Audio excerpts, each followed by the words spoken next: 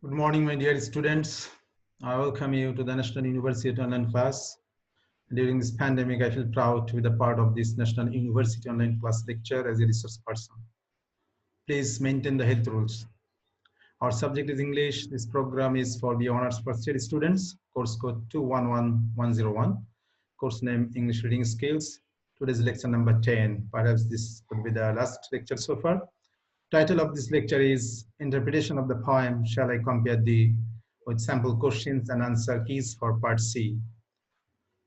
And here I am Khandakar Mushir Rahman, Assistant Professor, Department of English, Gaibandha Government College, Gaibandha. So I hope you all are fine today.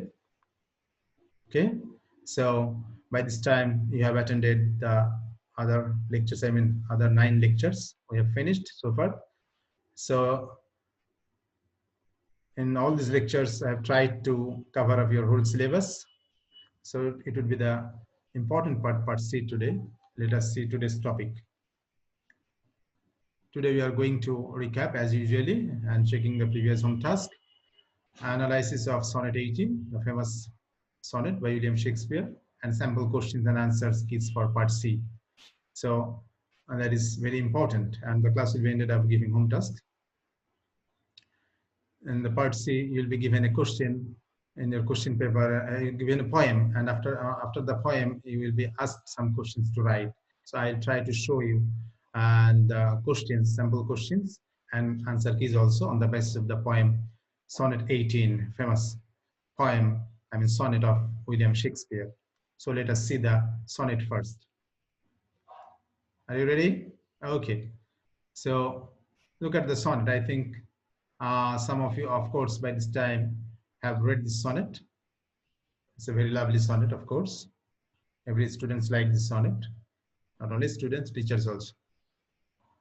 Sonnet 18. Shall I compare thee to a summer's day? William Shakespeare. So let us just recite once. Later on, we'll try to analyze the poem on the basis of the given questions. Shall I compare thee to a summer's day? Thou art more lovely and more temperate. Rough winds do shake the darling birds of May, and summer's lease hath all too short a date. Sometime too hot the eye of heaven shines, and often is his gold complexion dimmed, and every fair from fair sometime declines. By chance or nature's changing course unfamed, but thy eternal summer shall not fade, nor lose possession of that fair thou wast. Nor shall death brag thou wanderest in his shade, when in eternal lines to time thou goest. So long as men can breathe or eyes can see, so long lives this, and this gives life to thee. So this is the famous sonnet of William Shakespeare. You know, William Shakespeare, by this time you have learned that the father of English drama is a famous dramatist. Of course, there are so many remarkable plays, dramas like Macbeth, Hamlet, Romeo, Juliet, The Merchant of Venice, so many there are. And he's not only a dramatist, here we see he's also a great poet and one of the greatest sonnetiers, of course. And he has written 154 sonnets so far. So we will try to analyze this poem on the basis of given questions. So I have marked some, you see, rhyme scheme here, just have a glance. Day, May, rhyme scheme, the first sentence, first line matches with the third one. So A, B, if we put A here, it would be A. So the second one is B, it doesn't match with day, 8, date. Second line matches with the fourth line. So A, B, the first quatrain. You know, Shakespearean sonnet is divided into 3 quatrains and 1 couplet. The last one is a couplet. The first 4 line rhyme scheme is A, B, and second 4 line rhyme scheme is C, D, E, F. So fade, shade, oust, ghost, E, F, and last 2 lines same, G. So as we have learned by this time, Shakespearean sonnet and its rhyme scheme. So let us see the sample questions now. In the exam paper, in part C, there would be 8 questions. Out of 8 questions, you have to answer 5. 5 tens are 15. For your understanding, I have given marks here. So looking at the marks, you can guess this is broad answer questions. So you have to write as elaborately as you can, but you should not write unnecessary things to just elaborate your answers. Okay. So look at the questions. Usually, this type of questions are given on the poem. What is a sonnet? Evaluate the poem as a sonnet. What are the shortcomings of summer? What is author's position and attitude? Give the rhyme scheme of the poem. What do you come to know about the poet's friend from the poem? Write a summary of the poem. Evaluate the tone of the poem. Identify the figures of speech used in the poem. So these are the usual, questions that usually are given on the poem in your question paper. So you have to prepare yourself on these questions. In any poem, you will read some poems, and on the basis of this question, you'll try to analyze those poems and you'll prepare yourself for the exam. So let us see today's poem, or shall I compare the today's sonnet? We will try to discuss today's poem on the basis of these questions actually. I try to analyze the sonnet 18 on the basis of these questions. Clear so far about today's lecture? Okay, let's start looking into the poem Sonnet 18 by William Shakespeare. What is the theme of Shakespeare in Sonnet 18? So previously we learned what is theme, what is précis, what is summary. So theme is very much important. You might be asked to write about the theme of the poem. So in Sonnet 18, the speaker expresses their belief that while natural beauty, such as that of a person, fades, poetry is eternal. So that is very important. You see, natural beauty, such as that of a person. So the beauty of nature fades away. Diminishes, vanishes in course of time. In the same way, the beauty of a person, physical beauty of a person also fades away, vanishes in course of time. But poetry is eternal. That means poetry is everlasting. It does not fade. As long as people will live, people will read the poem, so poem will be alive. That is the main theme and idea of this poem actually. The speaker is thus assured that their sonnets and the beauty that their sonnets described will last long after they die. We can sum up the themes as, these are the themes in this poem, Sonnet 18: love, nature, eternity of art. The last one is the most important one, eternity of art. In course of time, nature will be vanished. In course of time, the people will also die. Our beloved will also die. But eternity of art, poetry will remain everlasting as long as people will live, generation after generation. They will read the poem, the verse line. So the line is more, eternal than these things, natural things. These are very temporary, but poetry is eternal. That is the main theme of the poem, Sonnet 18. By mistake, many of us think that is the love poem, and superficially, it seems to be very love poem, but actually, he is not only highlighting the beauty of his friends, but innerly, if you look into the poem deeply, at the bottom line, Shakespeare is highlighting the beauty of art, poetry in this poem.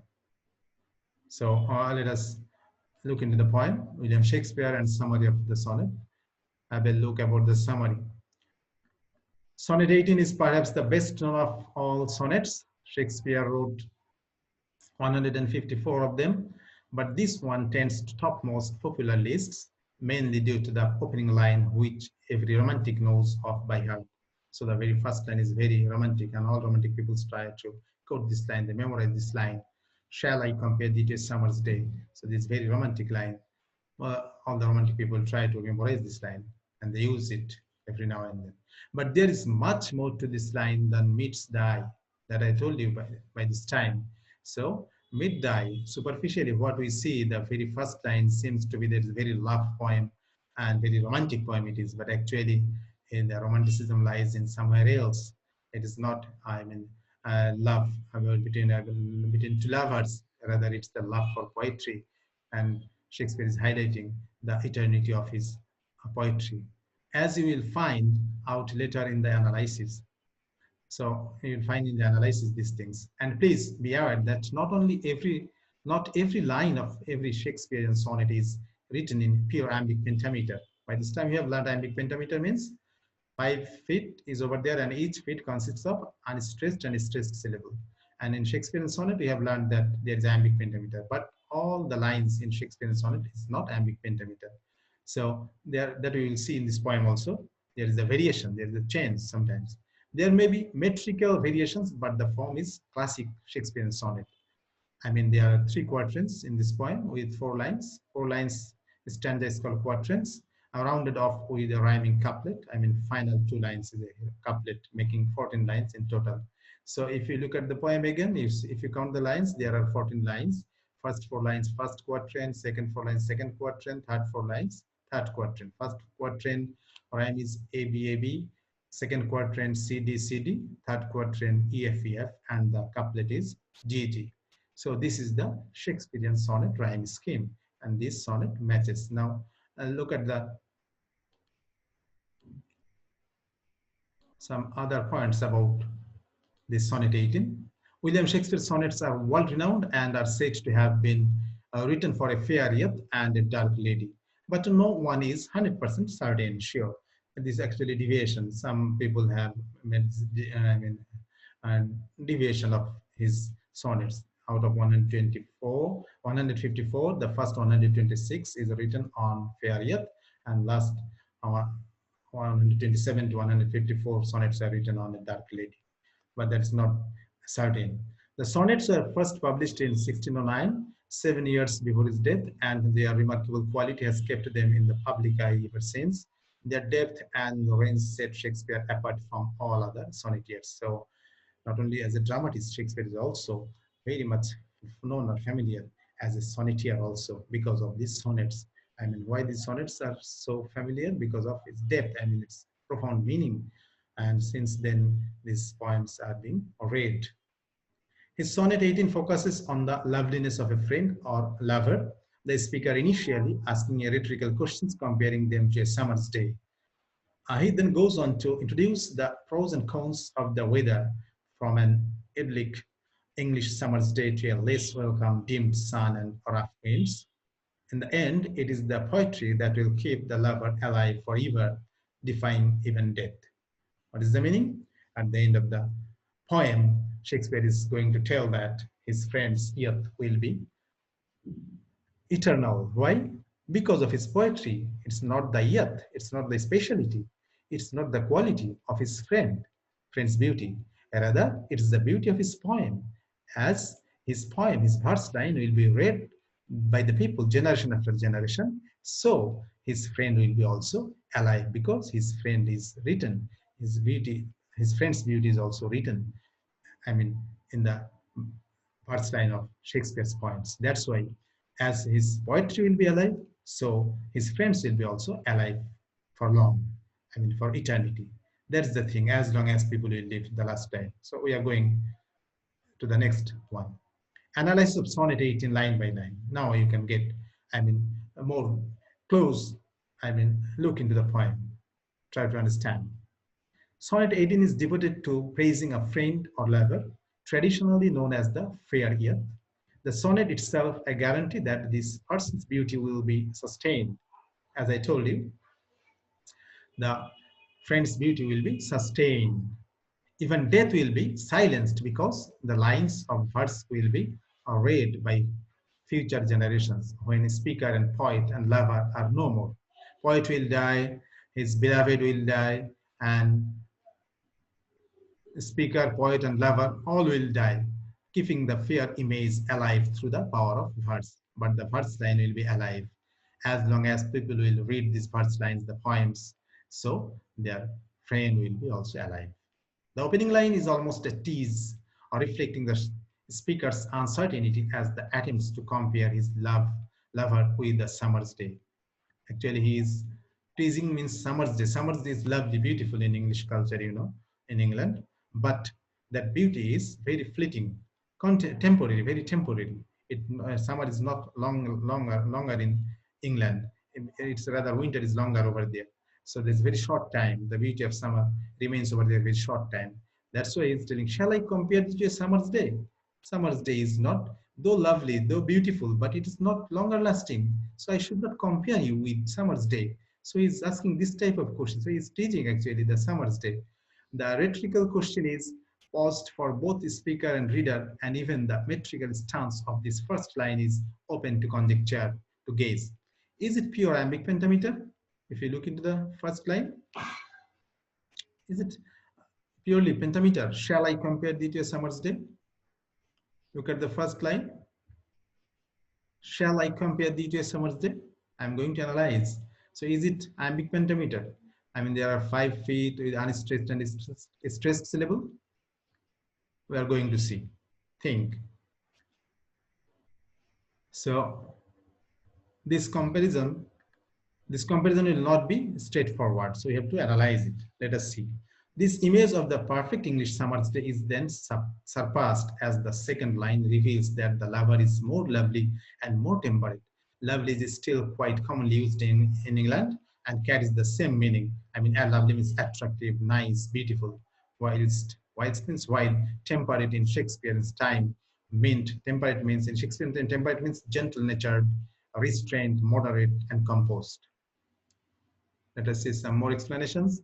The second line refers directly to the lover with the use of the second person pronoun thou means you. No, now archaic word. This is archaic word.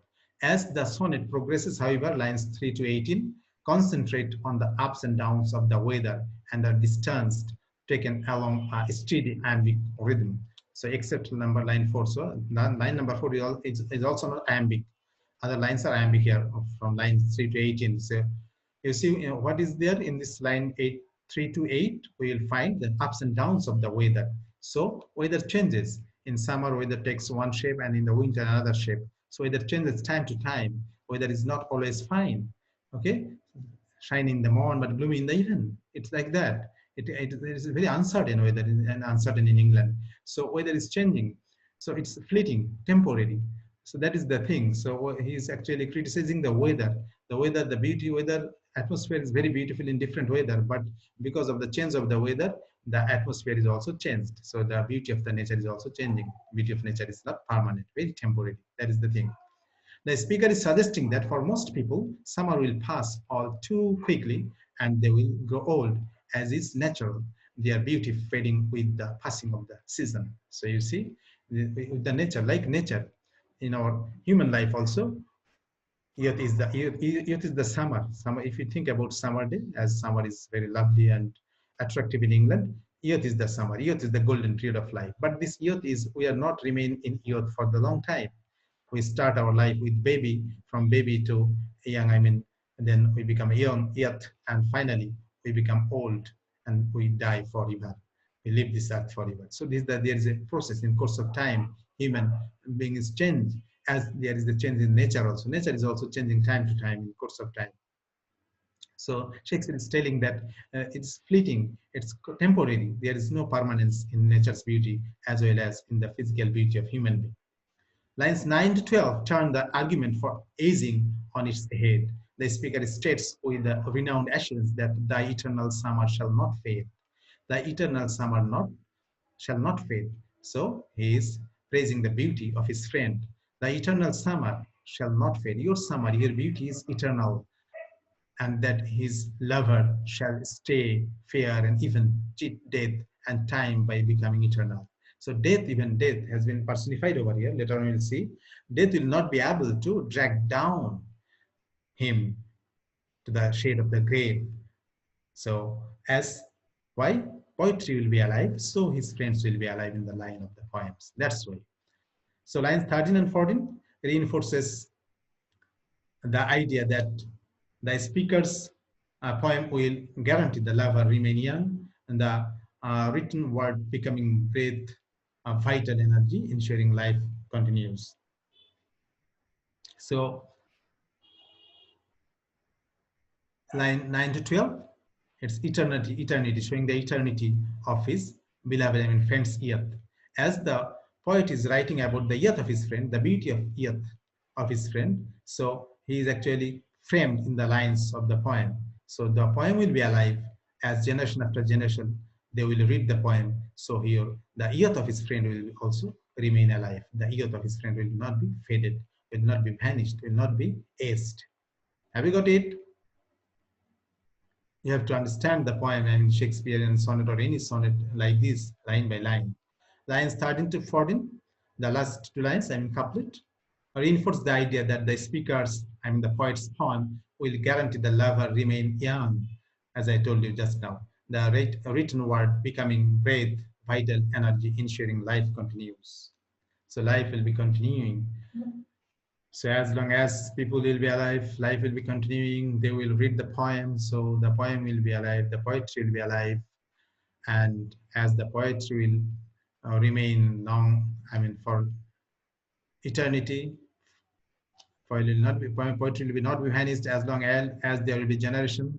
So his friends here will be also alive along in the lines of his poems. That is the line by line meaning. Now let us see literary devices in sonnet 18. There will be questions, find out the figures of speech or literary terms, devices that have been used in the poem, and you have to describe on the basis of the poem. So what are the literary terms here in this poem? So look at if you look into the poem, so you'll find this type of literary terms, assonance. We have already talked about these literary terms in the previous classes. Is it? You have attended the class? Okay. So I think you have learned this assonance alliteration. So in this poem, we find with repetition, assonance, alliteration, and eternal and end rhyme. The reader is certainly treated to a range of device that creates texture, music, and interest. So these literary devices Shakespeare has used to create texture, music, and interest, and giving finally a musical tune. I mean, or this rhyming scheme, just like a song, we can memorize this poem. So archaism is there in this poem. Use of so many archaic words like thee, thou, art, host, ownst, grossed, we can find in the poem. Shows Shakespeare's depth of knowledge as well as his love for archaisms. And note the language of these lines: rough, shake, too short, sometimes, too hot, often, dimmed, declines, chance, changing, untrimmed. So actually, there is no difficult words here, but the diction is very, I mean, lucid, just as you know, sonnet is a lyric, that can be sung like a song with a lyre. So this is thus actually a perfect sonnet because there is no difficult word, no difficult structures in this poem we see. Personification is another figures of speech that is used in this poem. Look at the lines. Nor shall death break thou wanderest in his shade. Can you tell what has been personified over here? What has been personified over here? Can you say? Nor shall death break thou wanderest in his shade.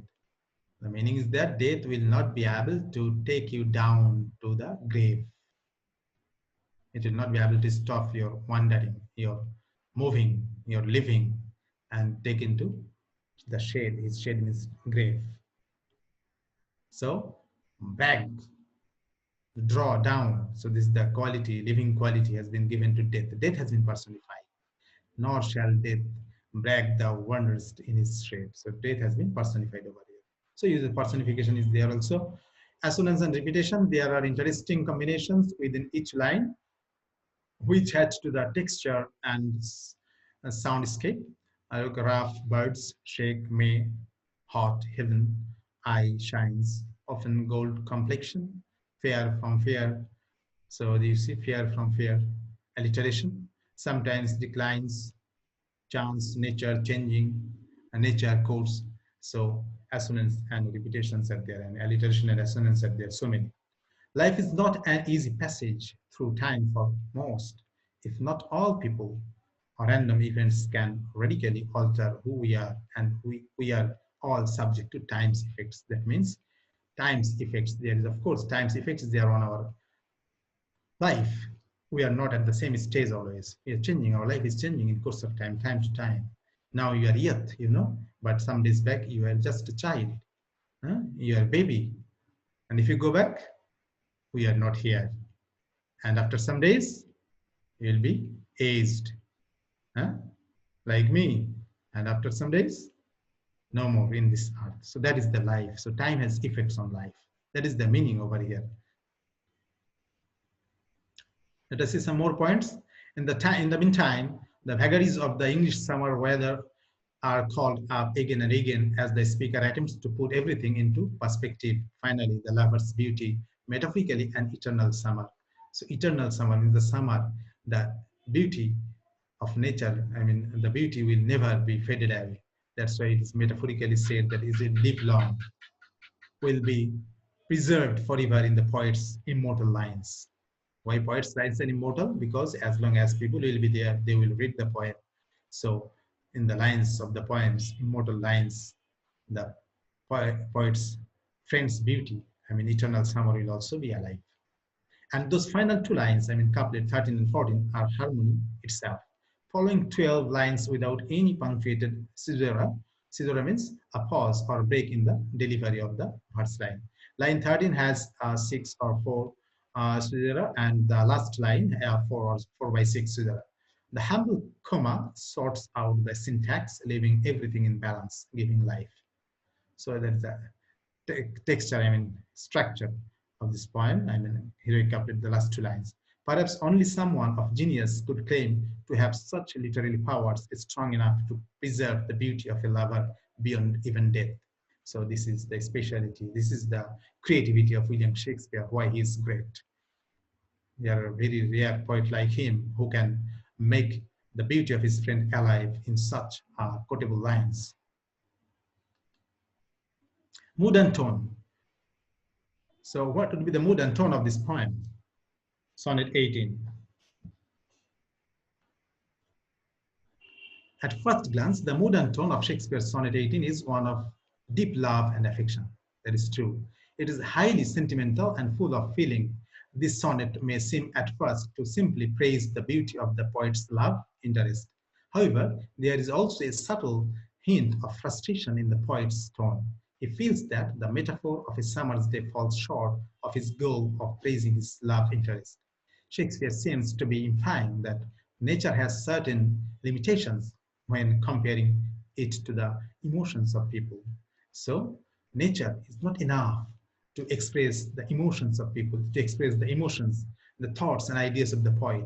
How the poet wants to express his emotions and feelings for his friend Earth, as well as about his poetry, the nature is not enough to give that type of items or quality, because nature is very, the beauty of nature is very short living, temporary. So everything in nature is temporary. Nature is not at same position for a long time. As I told you, shiny in the morning and gloomy in the evening. In the morning, nature wears one color, in the afternoon another, in the afternoon another color. So it's very fleeting. So poet is a bit upset, frustrated that he is not finding such, qualities, such elements in the nature to praise the beauty of his friend as he wants. As he wants to praise his poetry, he is not getting the elements in nature. That's why a bit frustrating also here. It's a frustration in the poem. In a way, this sets a tone that focuses on the poet himself, that I have told you already.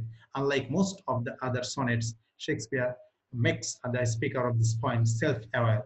While the poet praises his love's beauty, he also praises his own poetic ability. In a way, he makes it clear that the beautiful nature of his love will live forever, unlike a summer's day, because the very words of his sonnet are so wonderful, they will last forever. So the words of his poems, sonnet, are so beautiful, so lovely that people will quote it, people will memorize it, they will read generation after generation. So Shakespeare could understand, realize, that's why he is actually praising himself, not only the beauty of his friend. Under the beauty of his friend, he is actually praising his writing ability. Have you got it? That is very important, crucial point of this poem and analysis of this poem. Or rhyme scheme and iambic pentameter in Sonnet 18. So rhyme scheme and iambic pentameter in Sonnet 18. Sonnet 18 is an English or Shakespearean sonnet, 14 lines in length, made up of 3 quatrains and a couplet that I have already told. It has a regular rhyme scheme, A, B, A, B, C, D, C, D, E, F, E, F, G, G. I already showed in the beginning. All the end rhymes are full, the exceptions being temperate and dead. Metrical analysis. Sonnet 18 is written in traditional iambic pentameter, but it has to be remembered that this is the overall dominant meter. Certain lines contain trochees, spondees, and possibly anapescs also there. So not all the meter is, all the feet is, iambic in this Sonnet 18. Let us see. While some lines are pure iambic, following the pattern of da dum, for your understanding, this da means unstressed, dum means stressed. Da dum, da dum. So unstressed is stressed. No stress syllable followed by a stressed syllable, others are not. Why is this an important issue? because well, the meter helps dictate the rhythm of a line and also how it should be read. Take that first line for example. Shall. So here, shall I compare thee? If we say, shall I compare thee to a summer's day? So it's not a question, it's a question. So question sentence, the first one should be stressed. Shall I compare thee? Shall I compare thee to a summer's day? So the stress is on shall. So you see, stressed one. So this is not unstressed. This is not, I mean, am. This is spondy. So it's different. Stressed one first. Compare, unstressed is stressed, unstressed is stressed. The first foot is different. So you see, not all the lines are iambic pentameter in this poem sonnet 18. Let us see some more lines. There is no doubt that this is a question, so therefore the stress would normally fall on the first word. Shall. Say it quietly to yourself and your friends. If you say, I told you, if you read the lines, so the stress will be on shall. Shall I compare thee to a summer's day? No, I'm going to read these lines again. I have told you, so this is talking. But only the first one is talking. Shall I compare? Talking is the opposite of am. The stress and stress. The first foot is talking here. Lines that are not iambic pentameter in sonnet 18. Line number 3 is also not iambic pentameter. You see, rough winds do shake. So these first two one are stressed, and the others are am. This places emphasis on the meaning and gives extra weight to the rough weather. So to fit the moment, to fit the mood, to fit the tone, sometimes poet changes the, foot. Instead of am, he has used a here. Someone is stocky, someone is spondy, and someone another one, anapest. Line 5, again an inversion, change. The opening trochee replacing the am. Here is again trochee, not and. Sometimes some is the stressed one, unstressed. But later on, unstressed is stressed, unstressed is stressed. But this one is different. So this is stress is on the first syllable, after which the iambic pattern continues to the end. Note the metaphor, eye of heaven for the sun. So it's a metaphor, not the meter, an eye of heaven. So this heaven has been compared, having an eye, personification also. The metaphor, eye of heaven for the sun. Sun has been compared with the eye of heaven. And the inversion of the line, grammatically, where too hot ordinarily would be at the end of the line. This is called anastrophe, the change of the order in sentence. So there's change of order in the sentence also. Line 11. Note the spondy. Here is spondy. This time in the middle of the line, it's changed. In the middle, you see, it is spondy, not iambic. Both are stressed. The emphasis is on the death brag. So death brag. Here is the emphasis. Because of the emphasis, the food is changed. No, this one is stressed, unstressed. These both are stressed. Now again, I am unstressed, stressed. Have you got it? Okay. Now, conclusion. So actually, by this time we have seen, tried to analyze the poem, rhyme schemes, figure of speech in this poem.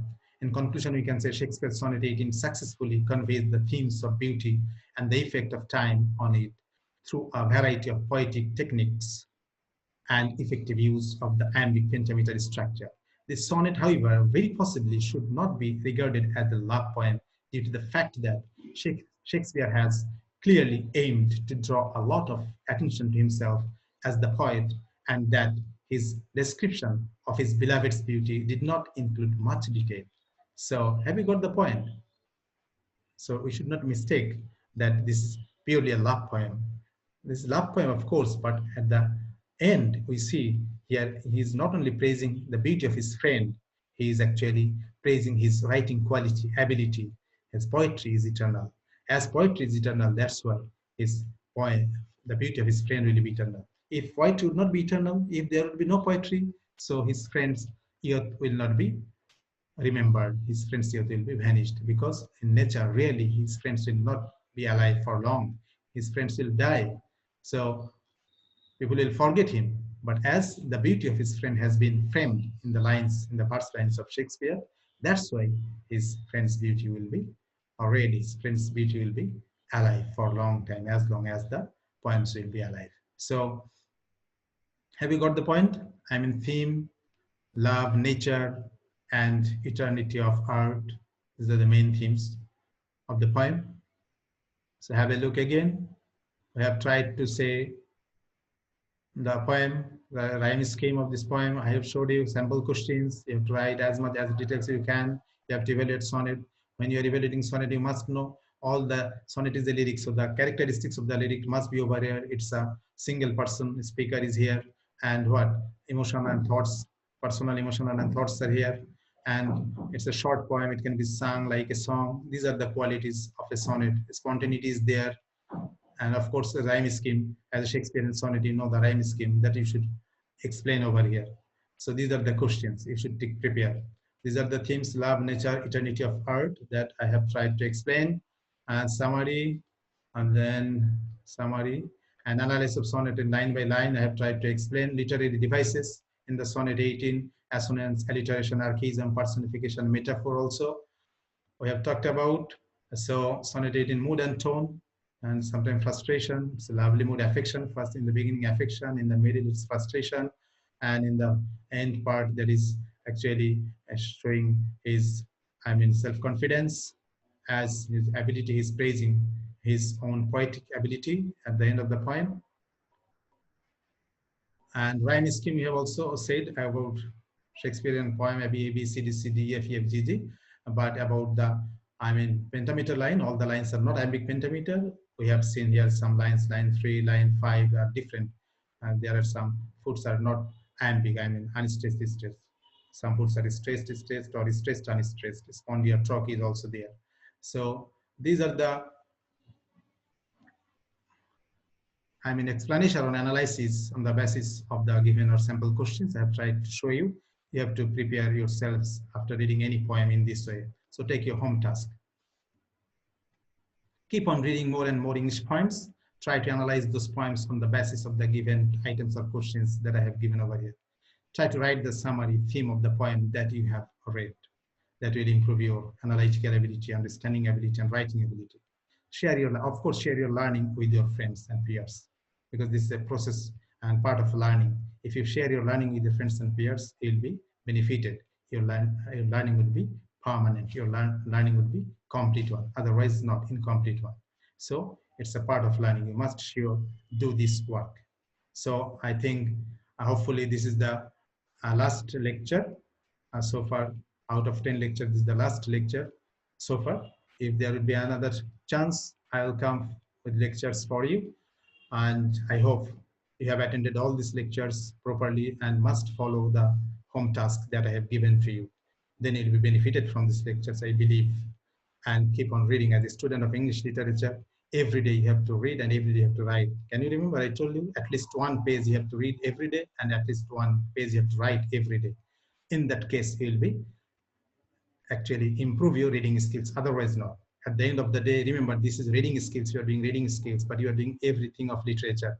You must know the literary terms and literary genres to find interest in literature. Otherwise, if you don't find interest in literature, you will not find interest in reading. At the end of the session, you will not be able to make a good result. So I hope you all are fine. You stay fine. Thank you for attending the class. Stay home, stay safe, pray for all. Have a nice time. And before telling bye-bye, I would wish you safe and sound life here and hereafter. Pray for me also. Thank you.